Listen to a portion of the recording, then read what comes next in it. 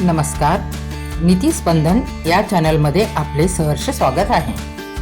आजचा हा व्हिडिओ असणार आहे खूपच खास, कारण आज आपण पाहणार आहोत असे काही किचन ऑर्गनायझेशन टिप्स ज्या आपलं किचनमधील काम करतील अगदी सोपं आणि वाचवतील आपला खूप सारा वेळ।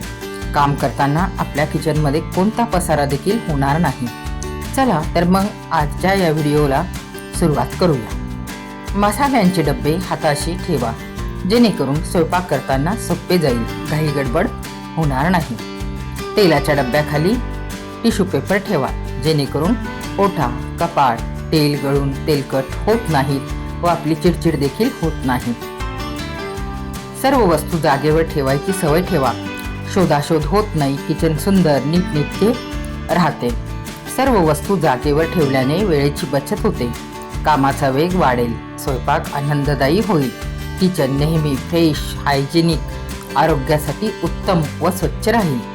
सिंक जवळ फूटमॅट ठेवा, पाणी शोषून घेते, पाय घसरत नाहीत। पाण्याच्या फिल्टर किंवा माठाखाली देखील मॅट ठेवा, ओलावा डाग राहत नाहीत। किचन ओटा स्वच्छ करण्यापूर्वी 5 ते 10 मिनिट आधी त्यावर क्लिनिंग लिक्विड लावून ठेवा।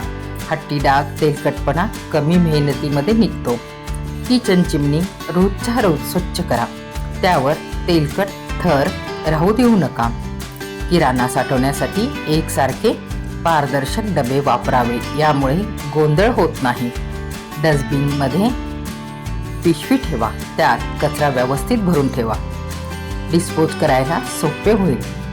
भांडी घासण्याचे स्क्रबर, स्पंज आठवड्यातून एकदा बदललेच पाहिजेत। स्वयंपाकघरातील ट्रॉली किंवा ड्रॉवरमध्ये खाली अँटी स्लिप पेपर लायनर ठेवा, ते स्वच्छ करायला सोपे जाते।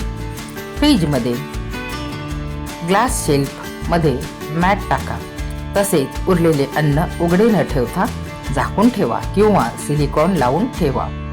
सांबर मसाला, पावभाजी मसाला व इतर मसाले खराब होऊ नये म्हणून फ्रीजरमध्ये एका बास्केटमध्ये ठेवा।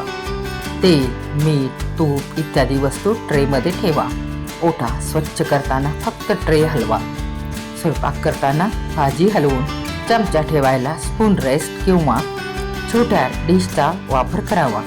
ओटा, गॅस, शेगडी खराब होत नाही। कढई, भांडी करपली तर त्यात थोडे पाणी व डिशवॉश लिक्विड टाकून गॅसवर 5 मिनिटे उकळा, यामुळे करपलेला भाग घासणे सोपे होते। तर मंडळी, हे होते माझे छोटेसे किचन ऑर्गनायझेशन आणि क्लिनिंग रूटीन।